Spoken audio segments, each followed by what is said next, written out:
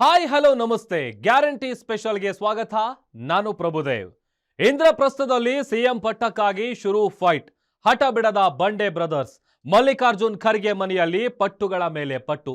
CM Siddu ಇನ್ನೂ ಬಿಟ್ಟು ಕೊಡ್ತಾ ಇಲ್ಲ ಗುಟ್ಟು. ಸಂಪುಟ ಪುನಾರಚನೆನ, ನಾಯಕತ್ವ ಬದಲಾವಣೆನ, ಖರ್ಗೆ ದೆಹಲಿ ನಿವಾಸದಲ್ಲಿ ನಡೆದ ಆ ಮಾತುಕತೆ ಏನು? ಡಿಕೆಗೆ ಅಭಯ ನೀಡಿದ್ರ ಖರ್ಗೆ? ಸಿದ್ದುಗೆ ಶುರುವಾಯ್ತಾ ಟೆನ್ಷನ್? ಇದೇ ಈ ಹೊತ್ತಿನ ವಿಶೇಷ. ಆ 50 ನಿಮಿಷ.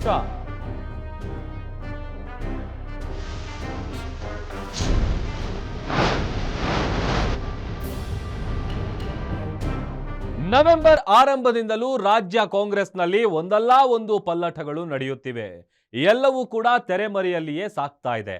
ಸಂಪುಟ ವಿಸ್ತರಣೆ, ನಾಯಕತ್ವ ಬದಲಾವಣೆ, ನವೆಂಬರ್ ಕ್ರಾಂತಿ, ಈ ಮಾತುಗಳ ಆಚೆ ಯಾವುದೇ ಸುದ್ದಿಗಳು ರಾಜ್ಯ ಕಾಂಗ್ರೆಸ್ ಪಡೆಯಿಂದ ಬರ್ತಿಲ್ಲ. ಈಗ ದೆಹಲಿ ಅಂಗಳದಲ್ಲಿ ನವೆಂಬರ್ ಕ್ರಾಂತಿಯ ಚೆಂಡು ಬಿದ್ದಿದೆ. ಹೈಕಮಾಂಡ್ ಎದುರು ಇರೋ ಸವಾಲುಗಳೇನು? ಡಿಕೆ ಬ್ರದರ್ಸ್ ಇಟ್ಟ ಷರತ್ತುಗಳೇನು? ಸಿದ್ದು ಹಿಡಿದ ಪಟ್ಟು ಏನು? ಇಲ್ಲಿದೆ ಕಂಪ್ಲೀಟ್ ಡೀಟೇಲ್ಸ್.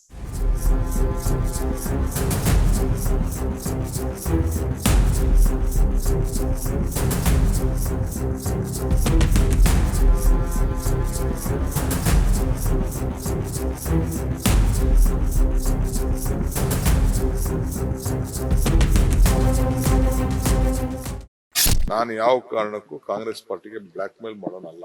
ಪಾರ್ಟಿ ಕಟ್ಟಿರೋ ನಾನು ಹಗಲು ರಾತ್ರಿ ಪಕ್ಷನ ಕಟ್ಟಿದ್ದೀನಿ, ದುಡಿದಿದ್ದೀನಿ.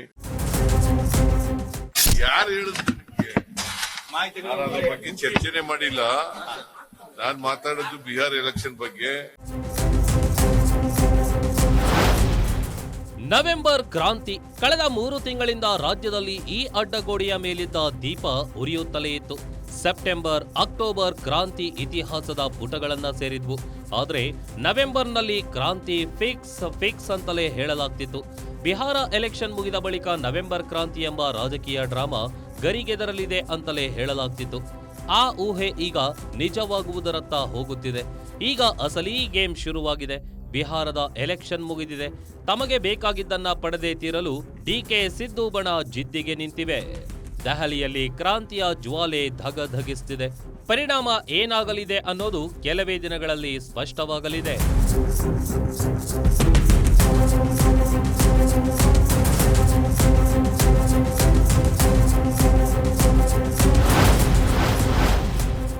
ಬಿಹಾರ ಚುನಾವಣೆ ಮುಗಿತಾ ಇದ್ದಂತೆ ದೆಹಲಿ ದೌಡು.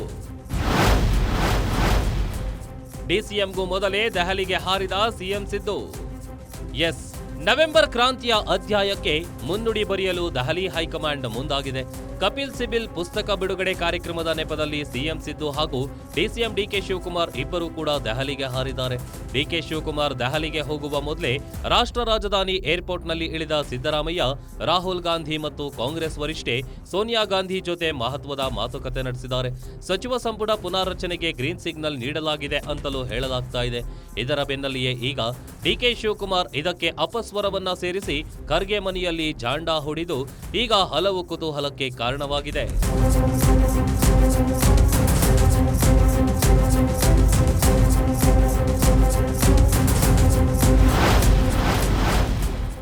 ಮಲ್ಲಿಕಾರ್ಜುನ್ ಖರ್ಗೆ ಮನೆಯಲ್ಲಿ ಬಂಡೆ ಬ್ರದರ್ಸ್. ಕೊಟ್ಟ ಮಾತು ಈಡೇರಿಸೋ ಘಳಿಗೆ ನೆನಪಿಸಿದ ಡಿಕೆ ಜೋಡಿ. ಎಸ್, ನವೆಂಬರ್ ಕ್ರಾಂತಿ ಅಸಲಿ ಆಟ ಈಗ ದೆಹಲಿಯಲ್ಲಿ ಶುರುವಾಗಿದೆ. ಒಂದು ಕಡೆ ಸಿಎಂ ಸಿದ್ದರಾಮಯ್ಯ ವಿಪಕ್ಷ ನಾಯಕ ರಾಹುಲ್ ಹಾಗೂ ಪಕ್ಷದ ವರಿಷ್ಠೆ ಸೋನಿಯಾ ಗಾಂಧಿಯವರನ್ನ ಭೇಟಿಯಾದ್ರೆ, ಮತ್ತೊಂದು ಕಡೆ ಡಿಕೆ ಶಿವಕುಮಾರ್ ಹಾಗೂ ಡಿಕೆ ಸುರೇಶ್ ಮಲ್ಲಿಕಾರ್ಜುನ್ ಖರ್ಗೆ ಅವರನ್ನ ಭೇಟಿ ಮಾಡಿ ಹಲವು ವಿಷಯಗಳನ್ನ ಚರ್ಚಿಸಿದ್ದಾರೆ. ಬರೋಬ್ಬರಿ 50 ನಿಮಿಷಗಳ ಕಾಲ ಮಾತುಕತೆ ನಡೆದಿದೆ. ಸಂಪುಟ ಪುನಾರಚನೆ ಬಗ್ಗೆ ಡಿಕೆ ಬ್ರದರ್ಸ್ ಅಸಮಾಧಾನ ಹೊರಹಾಕಿದ್ದಾರೆ. ಸದ್ಯಕ್ಕೆ ಸಂಪುಟ ವಿಸ್ತರಣೆ ಪುನಾರಚನೆ ಬೇಡ ಅಂತಲೇ ಪಟ್ಟು ಹಿಡಿದಿದ್ದಾರೆ.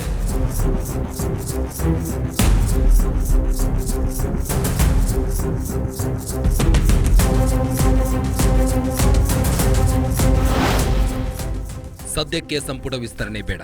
ಹಾಗಾದಲ್ಲಿ ಪಕ್ಷದಲ್ಲಿ ಭಿನ್ನಮತ ಇಳುತ್ತೆ. ಅದು ಒಂದು ರೀತಿಯಲ್ಲಿ ನಿಜವೇ. ಸ್ಥಾನ ಕಳೆದುಕೊಂಡವರು ಪಕ್ಷದ ವಿರುದ್ಧ ಮಾತನಾಡಲು ಆರಂಭಿಸುತ್ತಾರೆ. ಆಮೇಲೆ ನಾಯಕತ್ವ ಬದಲಾವಣೆ ಸೈಡ್ಗೆ ಹೋಗುತ್ತೆ. ಈ ಬಗ್ಗೆ ವಿಚಾರ ಮಾಡೋಣ. ರಾಹುಲ್ ಜಿ ಹತ್ರ ಮಾತಾಡ್ತೀನಿ. 2023ರಲ್ಲಿ ಕೊಟ್ಟ ಮಾತಿನಂತೆ ನಾಯಕತ್ವ ಬಿಟ್ಟುಕೊಡೆ. ಇಲ್ಲವಾದ್ರೆ ಅಲ್ಲಿಯವರೆಗೂ ಕೆಪಿಸಿಸಿ ಅಧ್ಯಕ್ಷ ಸ್ಥಾನ ಬಿಟ್ಟುಕೊಡೋಕೆ ಆಗಲ್ಲ.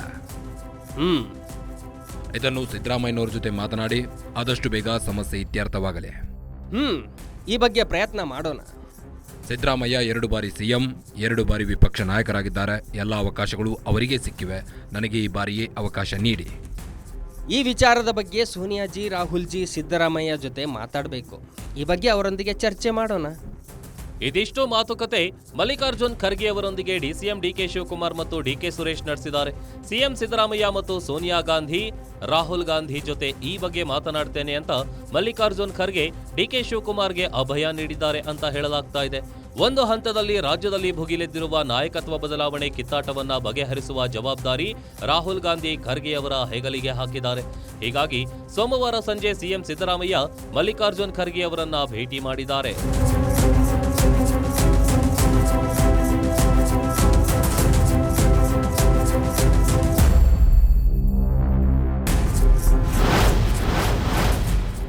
ಸೋನಿಯಾ ರಾಹುಲ್ ಭೇಟಿ ಬಳಿಕ ಖರ್ಗೆ ಜೊತೆ ಮಾತು. ಸಂಪುಟ ಪುನಾರಚನೆ ಬಗ್ಗೆ ಮಾತನಾಡಿಲ್ಲ ಎಂದ ಸಿಎಂ ಸಿದ್ದು.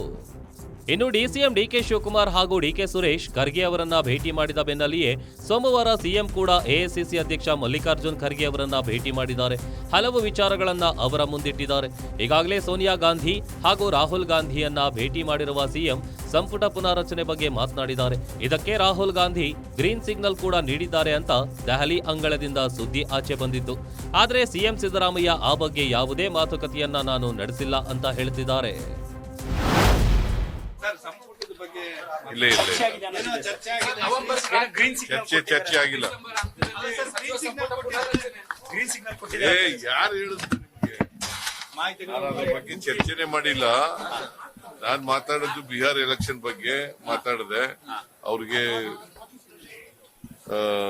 ನಮ್ಮ ಲೀಡರ್ ಅಲ್ಲ, ಅವ್ರಿಗೆ ಸ್ವಲ್ಪ ಸೆಟ್ ಬ್ಯಾಕ್ ಆಗಿತ್ತಲ್ಲ ಇದರಲ್ಲಿ, ಬಿಹಾರ್ ಎಲೆಕ್ಷನ್ ಅಲ್ಲಿ. ಅವ್ರು ಧೈರ್ಯ ತುಂಬಿದ್ದೀನಿ.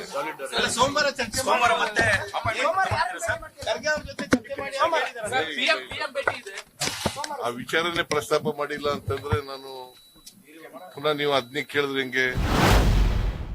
ಸದ್ಯ ಸಂಪುಟ ಪುನಾರಚನೆ ಬಗ್ಗೆ ಚರ್ಚೆ ಮಾಡಿಲ್ಲ ಅಂತ ಹೇಳಿರುವ ಸಿದ್ದರಾಮಯ್ಯ ಸೋಮವಾರ ಸಂಜೆ ಮಲ್ಲಿಕಾರ್ಜುನ್ ಖರ್ಗೆ ಅವರನ್ನ ಭೇಟಿ ಮಾಡಿದ್ದಾರೆ. ಈ ವೇಳೆ ಹಲವು ವಿಷಯಗಳನ್ನ ಪ್ರಸ್ತಾಪಿಸಿದ್ದಾರೆ. ಈಗ ಸಚಿವ ಸಂಪುಟ ವಿಸ್ತರಣೆಗೆ ಅವಕಾಶ ಕೊಡಿ, ಹಲವು ಯುವಕರಿಗೆ ಈ ಬಾರಿ ಅವಕಾಶ ನೀಡಬೇಕಾಗಿದೆ. ಸರ್ಕಾರ ಈಗಾಗಲೇ 2.5 ವರ್ಷ ಪೂರ್ಣಗೊಳಿಸಿದೆ.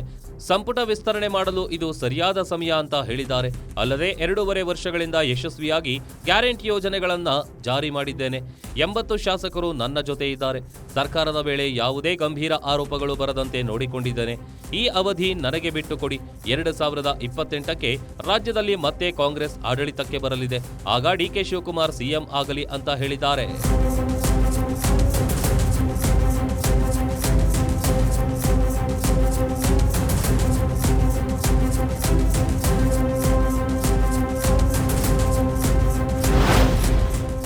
ಸಿಎಂ ಸಿದ್ದು ಮಲ್ಲಿಕಾರ್ಜುನ್ ಖರ್ಗೆ ಎದುರು ಈ ಅವಧಿ ನನಗೆ ಪೂರ್ತಿಯಾಗಿ ಬಿಟ್ಕೊಡಿ, ಇಲ್ಲವೇ 3 ವರ್ಷವಾದರೂ ಅವಕಾಶ ನೀಡಿ. ಈಗಾಗಲೇ ದಲಿತ ಸಿಎಂ ಕೂಗು ರಾಜ್ಯದಲ್ಲಿ ಜೋರಾಗಿದೆ. ಹೀಗಾಗಿ ನೀವೇ ಸಿಎಂ ಸ್ಥಾನಕ್ಕೆ ಬಂದು ಕೂರುವುದು ಉಚಿತ ಅಂತ ಒಂದು ಪ್ರಸ್ತಾಪವನ್ನು ಇಟ್ಟಿದ್ದಾರೆ. ಸಿದ್ದು ಪ್ರಸ್ತಾಪಕ್ಕೆ ಉತ್ತರಿಸಿರುವ ಮಲ್ಲಿಕಾರ್ಜುನ್ ಖರ್ಗೆ ಪಕ್ಷದ ಹಿತದೃಷ್ಟಿಯಿಂದ ಹಲವು ವಿಚಾರಗಳನ್ನ ಮತ್ತು ಆಯ್ಕೆಗಳನ್ನ ಸಿಎಂ ಎದುರು ಇಟ್ಟಿದ್ದಾರಂತೆ.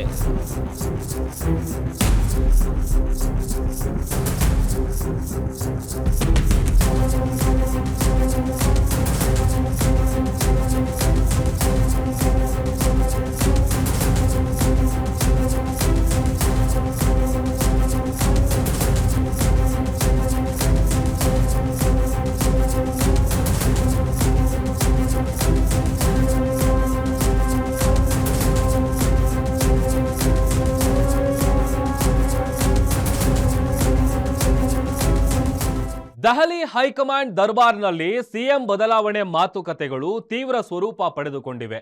ಇಬ್ಬರೂ ನಾಯಕರು ಸದ್ಯ ಕೈಪಾಳ್ಯಕ್ಕೆ ಪಕ್ಷವನ್ನ ಮುನ್ನಡೆಸುವ ಜೋಡೆತ್ತುಗಳಿದ್ದಂತೆ. ಯಾರನ್ನೂ ಕೂಡ ಬಿಟ್ಟುಕೊಡದ ಸ್ಥಿತಿಯಲ್ಲಿ ಹೈಕಮಾಂಡ್ ಇದೆ. ಸೋಮವಾರ ಯಾವ ನಿರ್ಧಾರ ಹೊರ ಬರಲಿದೆಯೋ ನೋಡಬೇಕು. ಇದರ ನಡುವೆಯೇ ಸಿಎಂ ಆಪ್ತರ ಬಣ ಮತ್ತೊಂದು ಹಠ ಹಿಡಿದುಕೊಂಡಿದೆ. ಸಿದ್ದು ಬಣದ ಆ ಹಠ ಏನು? ಡಿಕೆ ಶಿವಕುಮಾರ್ ಬಗ್ಗೆ ಸಿಎಂಗೆ ಇರೋ ಆ ಒಂದು ಅಸಮಾಧಾನ ಏನು? ರಾಜ್ಯ ಕಾಂಗ್ರೆಸ್ ಸಿಎಂ ಕಿತ್ತಾಟ ದಿನಕ್ಕೊಂದು ಕ್ಷಣಕ್ಕೊಂದು ಆಯಾಮ ಪಡೆದುಕೊಳ್ತಾ ಇದೆ. ದೆಹಲಿಯಲ್ಲಿ ಪವರ್ ಶೇರಿಂಗ್ ಬಗ್ಗೆ ಹೈ ಡ್ರಾಮಾಗಳು ಶುರುವಾಗಿದೆ.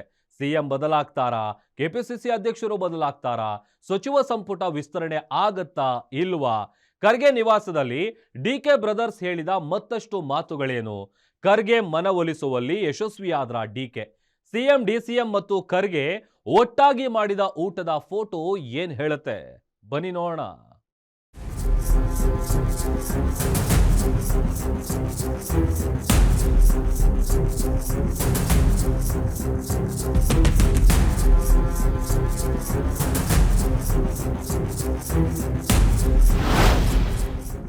ಮಲ್ಲಿಕಾರ್ಜುನ್ ಖರ್ಗೆ ಜೊತೆ ಡಿಕೆ ಬ್ರದರ್ಸ್ ಹಲವಾರು ವಿಷಯಗಳನ್ನ ಮಾತನಾಡಿರುವ ಬಗ್ಗೆ ಈಗಾಗಲೇ ಹೇಳಲಾಗಿದೆ. ಸೋಮವಾರ ಖರ್ಗೆ ನಿವಾಸದಲ್ಲಿಯೇ ಡಿಸಿಎಂ ಹಾಗೂ ಸಿಎಂ ಮುಖಾಮುಖಿಯಾಗಿದ್ರು. ಬಳಿಕ ಎಐಸಿಸಿ ಅಧ್ಯಕ್ಷ Mallikarjun Kharge, CM Siddaramaiah, DCM DK Shivakumar ಒಟ್ಟಿಗೆ ಕುಳಿತು ಊಟ ಮಾಡಿದ್ದಾರೆ. ಅಲ್ಲಿಗೆ ಗ್ಯಾರಂಟಿ ನ್ಯೂಸ್ ನವೆಂಬರ್ ಕ್ರಾಂತಿಯ ಬಗ್ಗೆ ನುಡಿದಿದ್ದ ಭವಿಷ್ಯ ನಿಜವಾಗಿದೆ.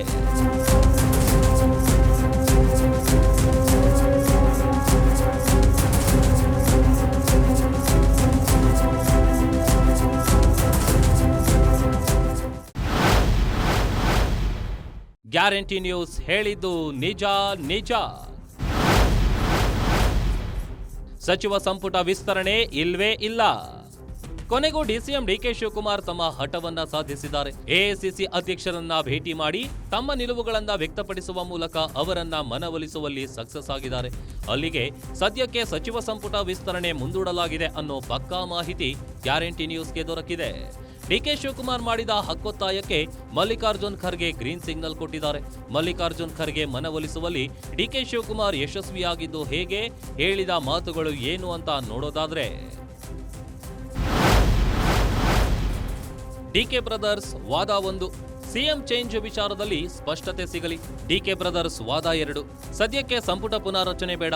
ಡಿಕೆ ಬ್ರದರ್ಸ್ ವಾದ 3, ಡಿಸೆಂಬರ್ನಲ್ಲಿ ಅಧಿವೇಶನ ಇರುವಾಗ ಪುನಾರಚನೆ ಯಾಕೆ. ಡಿಕೆ ಬ್ರದರ್ಸ್ ವಾದ 4, ಅಧಿವೇಶನ ಮುಗಿದ್ಮೇಲೆ ಧನುರ್ಮಾಸ ಶುರುವಾಗುತ್ತೆ. ಡಿಕೆ ಬ್ರದರ್ಸ್ ವಾದ 5, ಫೆಬ್ರವರಿಯಲ್ಲಿ ಬಜೆಟ್ ಮಂಡನೆ ಆಗಬೇಕು. ಡಿಕೆ ಬ್ರದರ್ಸ್ ವಾದ 6, ಇದೆಲ್ಲದಕ್ಕೂ ಮೊದಲು ನಾಯಕತ್ವ ಗೊಂದಲ ಪರಿಹರಿಸಿ. ಡಿಕೆ ಬ್ರದರ್ಸ್ ವಾದ 7, ನಾಯಕತ್ವ ಬದಲಾವಣೆ ಜೊತೆ ಪುನಾರಚನೆ ಇರಲಿ. ಡಿಕೆ ಬ್ರದರ್ಸ್ ವಾದ 8, ಆರಂಭದಲ್ಲಿ ಕೊಟ್ಟ ಭರವಸೆ ಈಡೇರಿಸಿ. ಡಿಕೆ ಬ್ರದರ್ಸ್ ವಾದ 9, ಮುಂದಿನ ಅವಧಿಗೆ ಡಿಕೆಶಿ ಸಿಎಂ ಆಗಲು ಆಶೀರ್ವಾದ ಮಾಡಿ.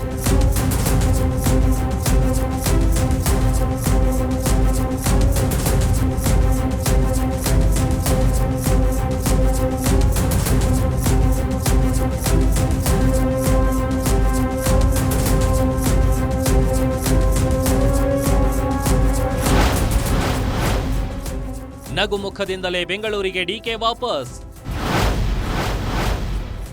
ಹಾಕಿದ ಪಟ್ಟು ಯಶಸ್ವಿಯಾದ ಸಂತಸದಲ್ಲಿ ಬಂಡೆ. ಸಚಿವ ಸಂಪುಟ ವಿಸ್ತರಣೆ ವಿಚಾರದಲ್ಲಿ ಸಿಎಂ ಸಿದ್ದರಾಮಯ್ಯ ಗಿದ್ದ ಅವಸರಕ್ಕೆ ಡಿಕೆ ಶಿವಕುಮಾರ್ ಬ್ರೇಕ್ ಹಾಕುವಲ್ಲಿ ಯಶಸ್ವಿಯಾಗಿದ್ದಾರೆ. ಇದು ಮೊದಲ ಬಾರಿಯಲ್ಲ. ಹಲವು ವಿಚಾರಗಳಲ್ಲಿ ಸಿದ್ದು ಶಕ್ತಿ ಪ್ರದರ್ಶನ ಹಾಗೂ ಅಂದುಕೊಂಡಿದ್ದನ್ನ ಸಾಧಿಸಬೇಕು ಅಂತ ಹಠ ಹಿಡಿದಾಗ್ಲೆಲ್ಲ ಅದಕ್ಕೆ ಹಿನ್ನಡೆಯಾಗುವಂತೆ ಡಿಕೆ ಶಿವಕುಮಾರ್ ಮಾಡಿದ್ದಾರೆ. ಈ ದಲಿತ ಸಮಾವೇಶದಿಂದ ಹಿಡಿದು ಸಿದ್ದರಾಮೋತ್ಸವ ಶೈಲಿಯಲ್ಲಿ ನಡೆಯಬೇಕಿದ್ದ ರ್ಯಾಲಿಗೂ ಕೂಡ ಬ್ರೇಕ್ ಹಾಕಿರುವ ಡಿಕೆಶಿ ಅದೆಲ್ಲವನ್ನು ಪಕ್ಷದ ಹೆಸರಿನಡಿಯಲ್ಲೇ ನಡೆಯುವಂತೆ ನೋಡಿಕೊಂಡಿದ್ದಾರೆ. ಈಗ ಸಚಿವ ಸಂಪುಟ ವಿಸ್ತರಣೆಗೆ ಬ್ರೇಕ್ ಹಾಕುವಲ್ಲಿಯೂ ಯಶಸ್ವಿಯಾಗಿದ್ದು ಸಿಎಂ ಕುರ್ಚಿಯ ರೇಸ್ನಲ್ಲಿ ಆರಂಭಿಕ ಮುನ್ನಡೆ ಸಾಧಿಸಿದ್ದಾರೆ. ಇದೇ ಖುಷಿಯಲ್ಲಿ ದೆಹಲಿ ಕರ್ನಾಟಕ ಭವನದಿಂದ ನಗು ಮುಖದಿಂದಲೇ ಡಿಕೆ ಆಚೆ ಬಂದಿದ್ದಾರೆ.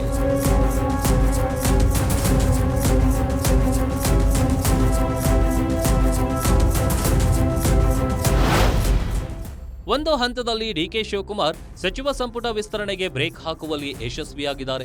ಆದರೆ ಮುಂದೆ ಅವರು ಸಿಎಂ ಕುರ್ಚಿ ಪಡೆಯುವ ಹಾದಿ ಅಷ್ಟು ಸುಲಭದ್ದಿಲ್ಲ, ಅಂದುಕೊಂಡಷ್ಟು ಸರಳವೂ ಕೂಡ ಇಲ್ಲ. ಕಾರಣ ಸಿದ್ದರಾಮಯ್ಯ ಟೀಮ್ ಕೂಡ ಡಿಕೆಶಿ ಹೂಡಿದ ವಾದದ ರೀತಿಯೇ ಒಂದು ವಾದವನ್ನ ಸೃಷ್ಟಿ ಮಾಡಿಕೊಂಡು ಕುಳಿತಿದೆ. ಅದನ್ನ ಹೈಕಮಾಂಡ್ ಎದುರು ಇಟ್ಟು ಡಿಕೆಶಿ ಸಿಎಂ ಪಟ್ಟದ ಕನಸನ್ನ ಒಡೆಯಲು ಸಜ್ಜಾಗಿದೆ. ಸಿದ್ದುಗೆ ಪರ್ಯಾಯವಾಗಿ ಡಿಕೆ ಹೊರತು ಹಲವು ಪರ್ಯಾಯ ನಾಯಕರ ಲಿಸ್ಟ್ ಸಿದ್ಧಪಡಿಸಿಕೊಂಡು ಕುಳಿತಿದೆ.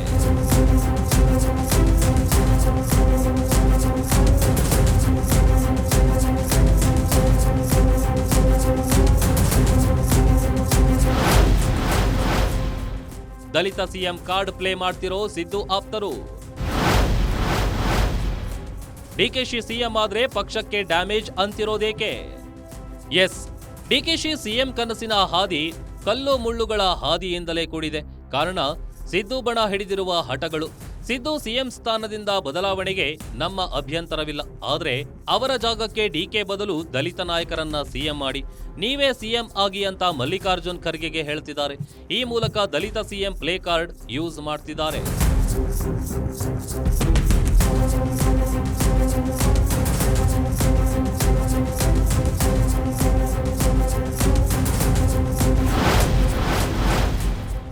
ಒಕ್ಕಲಿಗ ನಾಯಕ ಸಿಎಂ ಆದ್ರೆ ಈ ಲೀಡರ್ ಆಗಲಿ.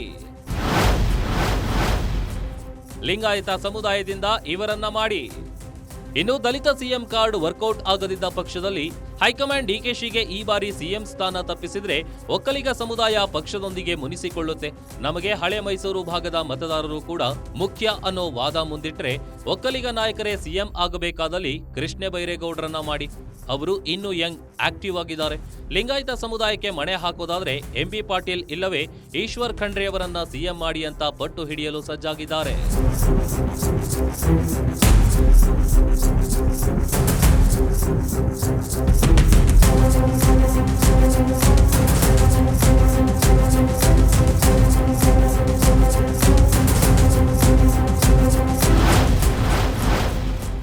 ಡಿಕೆಶಿ ಸಿಎಂ ಆಗಲು ಸಿದ್ದು ಬಣದ ವಿರೋಧ ಬೇಕೆ?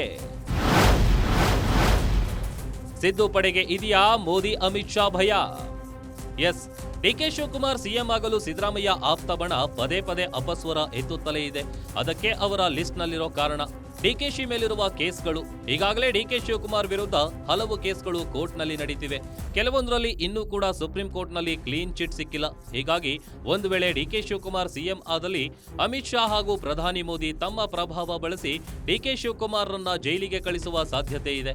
ಈಗಾಗಲೇ ಅಂತಹ ಉದಾಹರಣೆಗಳು ದೆಹಲಿ ಹಾಗೂ ಉತ್ತರಾಖಂಡ್ನಲ್ಲಿ ನಡೆದಿರೋದು ಗೊತ್ತೇ ಇದೆ. ಒಂದು ವೇಳೆ ಹಾಗೆ ಆದಲ್ಲಿ ಪಕ್ಷಕ್ಕೆ ದೊಡ್ಡ ಡ್ಯಾಮೇಜ್ ಆಗಲಿದೆ ಅನ್ನೋದು ಸಿದ್ದು ಬಣದ ವಾದ.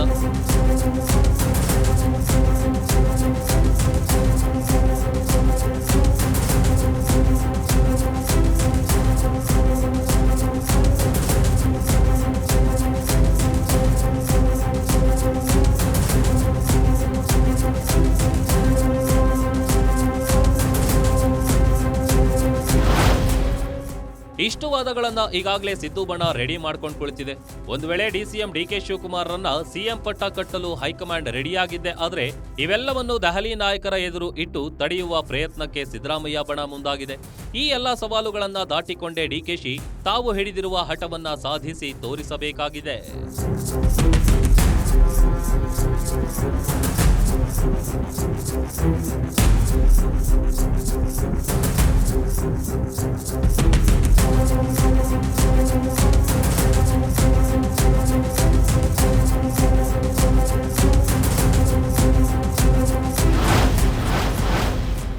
ಡಿಕೆಶಿ ವಿಚಾರದಲ್ಲಿ ಸಿದ್ದುಗಿದೆ ಆ ಒಂದು ಅಸಮಾಧಾನ. ಆ ಒಂದು ಮಾತು ಸಿದ್ದರಾಮಯ್ಯಗೆ ನೋವು ತಂದಿದ್ದೇಕೆ? ಇನ್ನು ಡಿಸಿಎಂ ಡಿಕೆ ಶಿವಕುಮಾರ್ ಹಾಗೂ ಸಿಎಂ ಸಿದ್ದರಾಮಯ್ಯ ಕಳೆದ 2.5 ವರ್ಷಗಳಿಂದಲೂ ಸಿಎಂ ರೇಸ್ ನಡುವೆಯೇ ಎಲ್ಲಿಯೂ ಒಬ್ಬರಿಗೊಬ್ಬರು ವಿರೋಧಿಸಿಕೊಂಡು ಬಹಿರಂಗ ಹೇಳಿಕೆ ನೀಡಿಲ್ಲ. ಎಲ್ಲಿಯೂ ಕುರ್ಚಿ ಕದನವನ್ನ ಬಹಿರಂಗವಾಗಿ ನಡೆಸಿಲ್ಲ. ಆದರೆ ರೇಸ್ ಜಾರಿಯಲ್ಲಿಯೇ ಇದ್ರೂ ಅವರು ಈ 2.5 ವರ್ಷ ಸೌಹಾರ್ದದಿಂದಲೇ ಆಡಳಿತ ನಡೆಸಿಕೊಂಡು ಬಂದಿದ್ದಾರೆ. ಆದರೆ ಡಿಕೆ ಶಿವಕುಮಾರ್ ಅವರ ಕೆಲವೊಂದು ಹೇಳಿಕೆಗಳ ಬಗ್ಗೆ ಸಿಎಂ ಸಿದ್ದರಾಮಯ್ಯಗೆ ಅಸಮಾಧಾನವಿದೆ.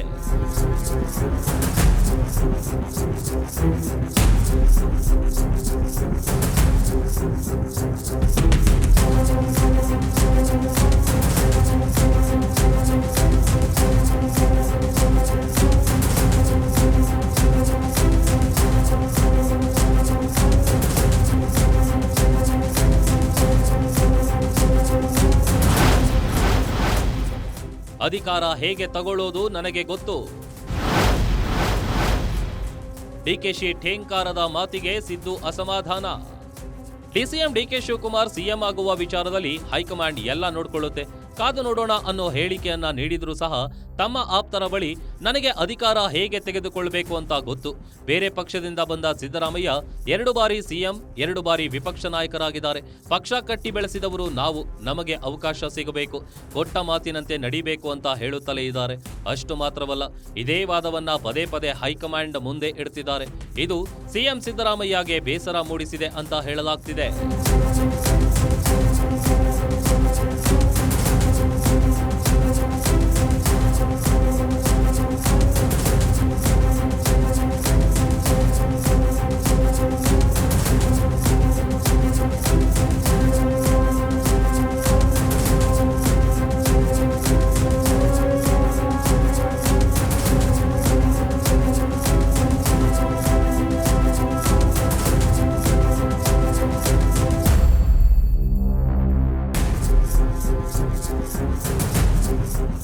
ಒಟ್ಟಾರೆ ಕಳೆದ 3 ತಿಂಗಳಿನಿಂದ ಸಿಎಂ ಬದಲಾವಣೆ ವಿಚಾರ ನಾ ಕೊಡೆ ನೀ ಬಿಡೆ ಅನ್ನೋ ಹಂತದಲ್ಲಿಯೇ ನಿಂತಿದೆ. ಆದ್ರೆ ಈ ಸಿಎಂ ಕುರ್ಚಿ ರೇಸ್ನಲ್ಲಿ ಡಿಕೆಶಿ ಸದ್ಯ ಒಂದಷ್ಟು ಅಡಿ ದೂರದಲ್ಲಿ ಓಡ್ತಾ ಇದ್ದಾರೆ. ಸಿದ್ದು ಗೇಮ್ ಪ್ಲಾನ್ ಡಿಕೆಶಿಯನ್ನ ಓವರ್ಟೇಕ್ ಮಾಡತ್ತಾ ಇಲ್ಲ ಬಂಡೆ ಗೆಲುವಿನ ರೇಖೆ ತಲುಪಿ ವಿಜಯ ಪತಾಕೆ ಹಾರಿಸುತ್ತಾ ಅನ್ನೋದು ಇನ್ನೇನು ಕೆಲವೇ ದಿನಗಳಲ್ಲಿ ಗೊತ್ತಾಗಲಿದೆ. ಇದಾಗಿತ್ತು ಈ ಹೊತ್ತಿನ ಗ್ಯಾರಂಟಿ ಸ್ಪೆಷಲ್. ನೋಡ್ತಾ ಇರಿ ಗ್ಯಾರಂಟಿ ನ್ಯೂಸ್, ಸುದ್ದಿ ಖಚಿತ, ನ್ಯಾಯ ನಿಶ್ಚಿತ.